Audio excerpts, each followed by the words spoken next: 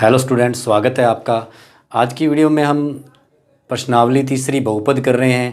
तो आज पूर्ण वर्ग विधि से द्विघात बहुपद को हल करना समझेंगे। हम पूर्ण वर्ग विधि से हल करना समझेंगे द्विघात बहुपद को। इससे पहले हमने 3.1 प्रश्नावली शून्यांक निकालने समझे थे, उसके बाद विभाजन, उसके बाद हमने 3.3 प्रश्नावली में शून्यांक निकाले थे, अन्य शून्यांक निकाले थे और गुणनखंड विधि समझी थी। आज हम पूर्ण वर्ग विधि से द्विघात बहुपद को हल करना समझेंगे। तो आइए हम करते हैं। इसका पहला सवाल है, पूर्ण वर्ग विधि से हम इसको हल करेंगे। पहला सवाल है, पूर्ण वर्ग विधि से 5x² - 6x - 2 का हमने हल करना है, शून्यांक निकालने हैं पूर्ण वर्ग विधि से। ये हमारी विधि है। तो सबसे पहले पूर्ण वर्ग विधि से जब भी हम कोई सवाल करते हैं तो उसको 3 खंडों में बांट के करते हैं। तो प्रथम खंड में हमने क्या करना होता है, सबसे पहले यहाँ समझें आप कि प्रथम खंड में हमने क्या करना है।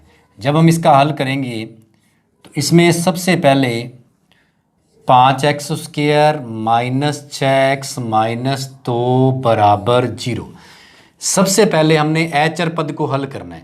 हल कैसे करना है, अचर पद का पक्षांतरण कर देंगे। सबसे पहला स्टेप हमारा जो है पक्षांतरण करने पर, तो ये आ जाएगा हमारे पास 5x² - 6x बराबर, ये माइनस का 2 है, पक्ष चेंज करने पर किसका हो जाएगा, प्लस का हो जाएगा। पहली स्थिति में हमने क्या करना है, अचर पद का पक्षांतरण करना है। तो देखें आप, यहाँ माइनस का था, ये किसका हो गया, प्लस का। यदि अचर पद पहले ही दूसरे पक्ष में है तो पहली स्थिति करनी नहीं है, अगली दूसरी स्थिति शुरू हो जाएगी, क्योंकि पहली स्थिति में हमने क्या करना होता है, अचर पद को दूसरे पक्ष में लेके जाना है, तो राइट हैंड में लेके जाना है। अब आप देखें कि दूसरी स्थिति में हमने क्या करना है, दूसरी स्थिति में जो भी हम करेंगे यहाँ लिख देंगे, ताकि हमें हमेशा के लिए ध्यान रहे कि पूर्ण वर्ग विधि में 3 स्थितियाँ करने से सवाल होता है।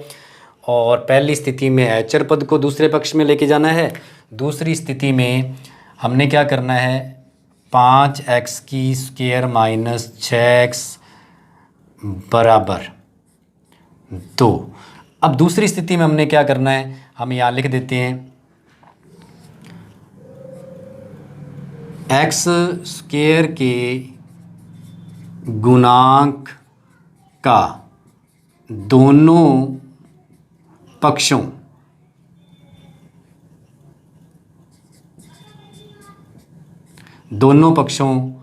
के सभी पदों में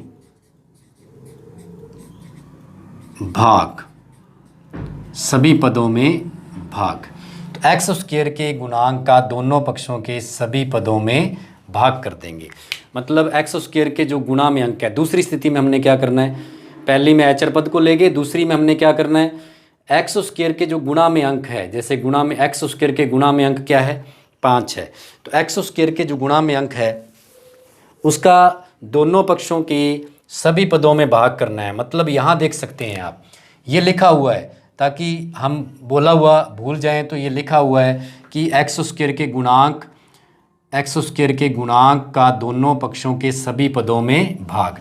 तो x² का गुणांक क्या है, 5 है, तो पहले पद में भी भाग कर देते हैं, उसके बाद दूसरे पद में भी भाग कर देते हैं, उसके बाद लास्ट दूसरे पक्ष के पहले पद में भी भाग कर देते हैं।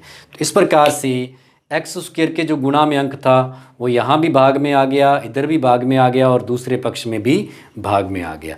अब इसको हल करेंगे हम। इसको हल करेंगे तो स्पष्ट ये है कि 5 से 5 कट गया, हमारे पास तो ये बचेगा x² - 6/5x बराबर 2/5, ये बचेगा।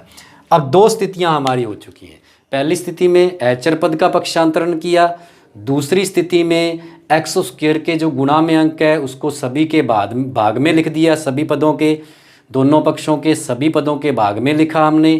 फिर 5 से 5 कट गया, x² 6/5x 2/5 हमारे पास शेष बच गया। तीसरी स्थिति में हमने, तीसरी स्थिति जो करनी है, तीसरी स्थिति हमने देखनी है। तीसरी स्थिति में हम क्या करेंगे, तीसरी स्थिति में हम यहाँ लिख भी देंगे साथ की साथ कि x के गुणांक, जो x का गुणांक है, x के गुणांक के आधे, तो के आधे, तो आधा करना है x के गुणांक का, मतलब यहाँ आपने देखते हैं 6/5 का आधा करना है। तो किसी भी संख्या का आधा करना है, उसको आधे से गुणा करना है। गारंटी से ये है कि यदि आप ये वीडियो पूरा देख लेते हो तो पूर्ण वर्ग विधि से आप द्विघात समीकरण का कोई सा भी सवाल हल कर सकते हैं, सिर्फ एक सवाल समझने से। तो आधा क्या होता है? आधा होता है किसी भी संख्या को आधे से गुणा करना। जैसे 5 का आधा, उसको 1/2 से गुणा कर दो, 5 का आधा हो जाएगा। तो किसी भी संख्या का आधा करना है, उसको 1/2 से इंटू करना है।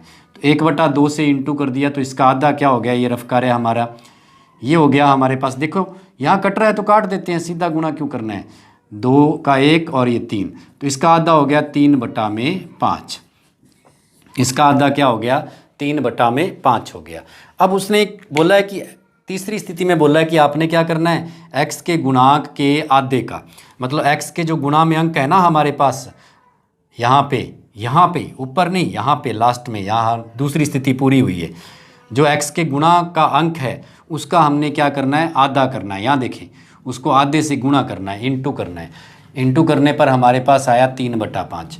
तो x के गुणांक के आधे का, अब ये जो आधा हो गया है, अब इसका क्या करना है? आधे का वर्ग, आधे का वर्ग। अब इस आधे का क्या करना है? वर्ग करने के लिए बोला है। 3/5 का वर्ग कर देना है। तो वर्ग करेंगे, आधे का वर्ग दोनों पक्षों में जोड़ देना है, दोनों पक्षों में जोड़ना है, सभी पदों में नहीं जोड़ना। यहाँ क्या था? सभी पदों में भाग दिया था दोनों साइडों के। तो दोनों पक्षों में जोड़ने पर, दोनों पक्षों में जोड़ना है, मतलब योग करना है। तो हम यहाँ लिखेंगे कि x² - 6/5x, तो इस पक्ष में भी जोड़ना है और दूसरे पक्ष में भी जोड़ना है। तो प्लस, यहाँ देखते हैं हम, एक तो यहाँ जोड़ देंगे हम पहले पक्ष में क्या आएगा? इसका वर्ग क्या आएगा? 3 का वर्ग क्या होता है? 9। 5 का वर्ग क्या होता है? 25। फिर हम देखते हैं 3 का वर्ग 9 और 5 का वर्ग 25। इस प्रकार से हमने जोड़ दिया, ये जोड़ दिया हमने। अब हमारा ये तीनों स्थिति पूरी हो गई है। यहाँ लिख देते हैं हम x² - 6/5x प्लस 9/25 बराबर, यहाँ लैसे लेंगे। तो लैसे क्या आएगा? आपको पता है 25 आएगा, 5 और 25 का 25 आएगा। 5 का भाग 25 में किया तो 5 बचा, 5 को इंटू 2 से करेंगे तो क्या आएगा? 10। फिर 25 से 25 कट गया तो क्या आया? 9 आया। अब हम इसको यहाँ लिखेंगे, पुनः लिखेंगे x² - 6/5 इंटू x प्लस 9/25 और बराबर आ गया 19/25।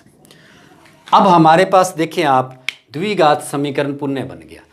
यहाँ हम सर्वसम्मिका लागू कर देंगे। यहाँ हम क्या करेंगे? सर्वसम्मिका लागू करेंगे। सर्वसम्मिका क्या होगी आप देख सकते हैं। सर्वसम्मिका, यहाँ हम सर्वसम्मिका लागू करेंगे तो ये सर्वसम्मिका लगाएंगे, क्योंकि a² plus 2ab plus b² बराबर होता है a प्लस b की होल स्क्वायर। तो आप गौर से देखें, आप ध्यान से देखें आप, कि आप देखेंगे कि a² प्लस 2ab है, ये जो 6/5x है ये 2ab है, और b², तो इसका मतलब इसका आंसर क्या आना चाहिए? तो सबसे पहले हम क्या करेंगे? इसका पहली संख्या a² का मूल, देखो ये a² का मूल a है, ऐसे ही x² का मूल क्या होगा? x। फिर पहला चिन्ह कौन सा है? माइनस का। जो पहला चिन्ह होता है, यहाँ माइनस का है तो माइनस लगा देते हैं पहला चिन्ह। तो इसका मतलब पहला चिन्ह जो है वही सर्वसम्मिका लगाएंगे, तो माइनस। अब आखिरी पद मतलब b², b² का मूल क्या है? b है।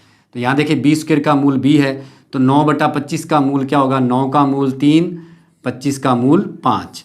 तो ये सर्वसम्मी हमने लागू करके इसका हमने ये द्विघात समीकरण का हमने क्या बनाया, x - 3/5 की होल स्क्वायर बराबर 19/25। अब हम देखते हैं कि वर्गमूल ले लेते हैं तो स्क्वायर हट जाएगा, इसका स्क्वायर हट जाएगा वर्गमूल लेने पर, वर्गमूल से स्क्वायर हट जाएगा तो ये आ जाएगा x - 3/5 बराबर रूट में 19/25 हो जाएगा। अब इसको आगे हल करेंगे तो x बराबर पक्षांतरण करने पर यूं कह लें आप, पक्षांतरण करने पर देख लें आप क्या हो जाएगा, रूट में 19, ये प्लस माइनस में जाएंगे क्योंकि यहाँ से स्क्वायर हटती है तो प्लस माइनस में जाता है, बटा में 5, 25 का मूल 5 होता है, ये माइनस है तो उधर जा किसका हो जाएगा, 3/5 प्लस का हो जाएगा। अब हम इसको जोड़ देंगे एक बार हम इसको घटा देंगे क्योंकि 19/5 एक बार प्लस में है और एक बार माइनस में। क्यों है, क्योंकि वर्गमूल लेने पर है। तो x बराबर एक तो आ जाएगा 5 लैसे आ गया, तो एक तो 19 प्लस का लेने पर ये आएगा, और यदि 19 माइनस का लेते हैं तो इस प्रकार से लैसे लेने पर हमारे पास आ जाएगा +3। तो इस प्रकार से हमारे पास इसके मूल आएंगे। कौन सी विधि से किया है हमने, पूर्ण वर्ग विधि से किया है हमने। एक सवाल मैं आपको और समझा रहा हूँ पूर्ण वर्ग विधि से, तो आप बिल्कुल आपके क्लियर हो जाएगी पूर्ण वर्ग विधि। उसके बाद आपको रिवीजन के लिए सवाल देंगे पूर्ण वर्ग विधि के, ताकि आप भी रिवीजन करें, और यदि कोई समस्या हो तो कमेंट करके ज़रूर बताएं। तो देखिए आप इसको आप ऐसे भी लिख सकते हैं 3 + √19, 3 - √19, इसको आगे ऐसे हल भी कर सकते हैं आप आगे भी। तो आइए हम एक और सवाल करते हैं। आइए हम इसका चौथा पॉइंट करते हैं। तो चौथे पॉइंट में क्या है, 4x² + 3x + 3 बराबर 0 है। इसको पूर्ण वर्ग विधि से हल करना है। तो आपको पता है कि सबसे पहले हमने क्या करना है, पहली स्थिति हमारी जो है उसमें हमने अचर पद को दूसरे पक्ष में लेके जाना है। तो पहले हम ये सर्वसम्मी का द्विघात समीकरण लिखते हैं।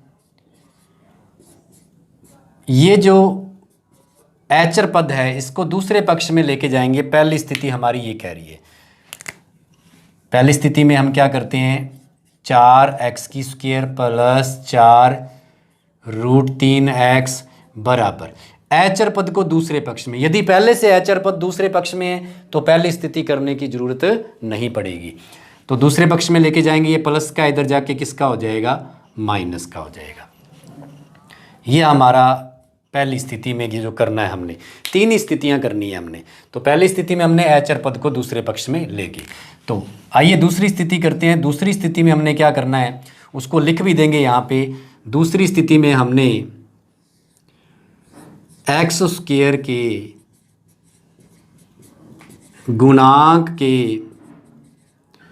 गुणांक का x² के गुणांक का दोनों पक्षों के सभी पदों में भाग।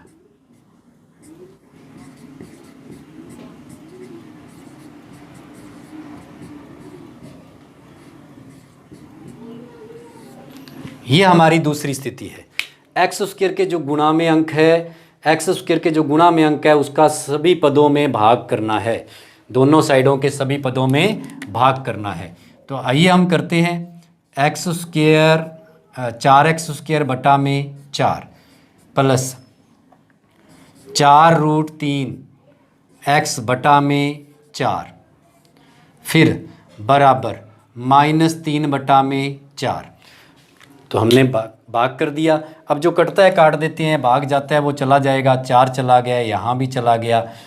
तो हमारे पास बच गया x² प्लस √3x बराबर -3 बटा में 4। ये हमारी दूसरी स्थिति होगी। तो इस प्रकार से 2 स्थितियां हम पूरी कर चुके हैं। अब हम तीसरी स्थिति करेंगे। तो तीसरी स्थिति में हमने क्या करना है वो भी हम लिखेंगे यहाँ पे। थर्ड स्थिति में हमने क्या करना है यहाँ लिख देते हैं हम। तीसरी स्थिति, x के गुणांक, x के गुणांक के आधे का वर्ग दोनों पक्षों में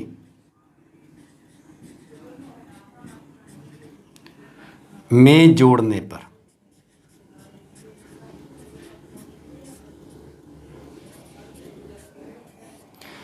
तो हमने तीसरी स्थिति में क्या करना है, x के जो गुणा में अंक है, यहां से नहीं लेना गुणा में अंक। सेकंड स्थिति पूरी तरह हल होने के बाद जो x के गुणा में अंक है उसका आधा करना है हमने। तो √3 का आधा, किसी भी संख्या का आधा करना है उसको आधे से इंटू कर देंगे। जैसे √3 का आधा करना है हमने, तो √3 का आधा मतलब इसको 1/2 से इंटू कर देंगे। तो इसका आधा क्या हो जाएगा, √3/2 हो जाएगा। फिर उसने बोला आधे का वर्ग करना है, तो आधे का भी वर्ग करना है हमने, मतलब √3/2 का वर्ग करना है। तो वर्ग करेंगे तो आप देखते हैं √3 का वर्ग क्या आ जाएगा 3, 2 का वर्ग क्या आ जाएगा 4, क्योंकि रूट में सेम संख्या को सेम संख्या से इंटू करते हैं तो रूट हट जाता है। तो 3/4 आ गया। तो अब इसका मतलब ये हो गया, इस लाइन का अर्थ है कि ये जो 3/4 है इसको दोनों साइडों में जोड़ देंगे। ये 3/4 कैसे आया, 3/4 आया √3/2 को वर्ग करने पर। ये √3/2 कैसे आया, ये आया √3 को आधे से गुणा करने पर, मतलब √3 का आधा करने पर आया। अब ये √3 का आधा करने पर आया। √3 का आधा क्यों किया, क्योंकि हमने थर्ड स्थिति में हमें ये बताया गया है कि x के गुणांक के आधे का वर्ग, जो x के गुणा में अंक है उसका आधा करना है। तो जैसे कि पूर्ण वर्ग विधि में हमने क्या देखा है, तीनों पद जो हैं हमारे उनको हल किया जाता है। एचर को पक्षांतरण किया जाता है, x² के गुणांक का भाग किया जाता है, और x के जो गुणांक है उसके आधे का वर्ग दोनों पक्षों में जोड़ा जाता है। मतलब 3 स्थितियां हैं और तीनों ही पदों को हल किया जाता है। तो आइए हम इसको आगे करते हैं। ये आ जाएगा x² प्लस √3x में क्या आ जाएगा, +3/4 आ जाएगा, फिर बराबर -3/4, फिर +3/4।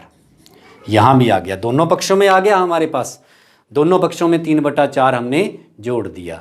अब हम क्या करेंगे, अब हम x², यहाँ हमारे पास है x² प्लस √3x प्लस 3/4 बराबर, यहाँ देखिए एक संख्या सेम, एक संख्या प्लस की, एक माइनस की, तो मतलब ये तो 0 आ जाएगा, घट जाएगा। ये क्या आ जाएगा हमारे पास, 0 आ जाएगा, 0 आ जाएगा हमारे पास। अब हम इसको इस प्रकार से लिखते हैं यहाँ पे कि ये हमारा रफ कार्य था, इसको हम अब देखें आप, यहाँ आ जाएगा x² प्लस √3x प्लस 3/4 बराबर 0। अब हमने देखा यहाँ सर्वसम्मिका लागू करेंगे हम, इसको हल करने के लिए लास्ट में तीसरी स्थिति को इसके अंदर सर्वसम्मिका लागू करते हैं। तो कौन सी सर्वसम्मिका है, ध्यान से देखिएगा, a² plus 2ab plus b² बराबर a प्लस b की होल स्क्वायर बराबर a प्लस b की होल स्क्वायर। तो इस प्रकार से ये सर्वसम्मिका लागू करेंगे हम। तो सर्वसम्मिका में देखें, a² मतलब x², एक ही बात है। ये 2ab है √3x, और ये 3/4 b² है। तो x² का मूल मतलब a² का मूल a है, तो x² का मूल क्या होगा, x होगा, प्लस पहला चिन्ह प्लस आ गया। उसके बाद 3/4 का मूल लेना है, तो 3 का मूल, क्योंकि किसी भी संख्या का मूल नहीं आ रहा तो इसका मतलब उसके गुणनखंड होते हैं √3 इंटू √3। जैसे 5 के गुणनखंड लेने हैं तो 5 के गुणनखंड भी होंगे √5 इंटू √5। तो इस प्रकार से 3 के गुणनखंड कर लेंगे हम। तो 3 के गुणनखंड क्या हो जाएंगे, √3 इंटू √3।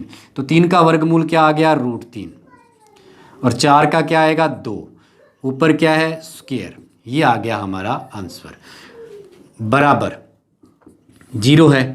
अब अपने वर्गमूल लेंगे, तो वर्गमूल लेने पर कोई फर्क नहीं पड़ेगा, वर्गमूल लेने पर ये आएगा हमारे पास x प्लस √3/2 बराबर प्लस माइनस रूट में 0, क्योंकि रूट हो जाएगा और 0 का वर्गमूल 0 होता है।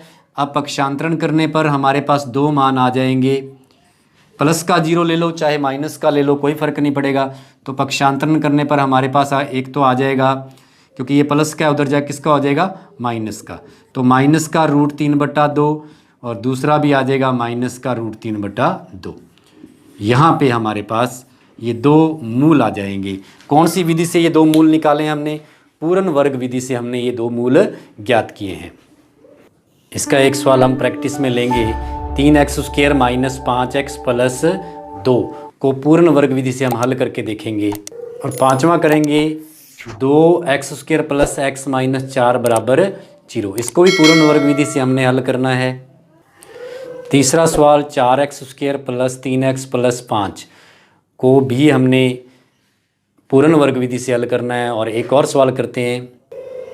और चौथा पॉइंट है, छठा पॉइंट है इसका 2x² + x + 4 का भी पूर्ण वर्ग विधि से हमने हल करना है। तो इस प्रकार से ये चारों सवाल आपने पूर्ण वर्ग विधि से हल करने हैं। और पूर्ण वर्ग विधि में कोई भी समस्या हो तो आप कमेंट करके बता सकते हैं। और चैनल को सब्सक्राइब लाइक ज़रूर किया करें। धन्यवाद।